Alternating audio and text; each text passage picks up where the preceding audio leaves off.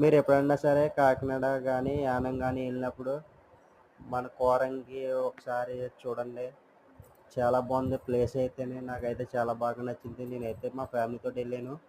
అలాగే మన photo shoot గూడా చాలా బాగా బావుంటుంది లొకేషను.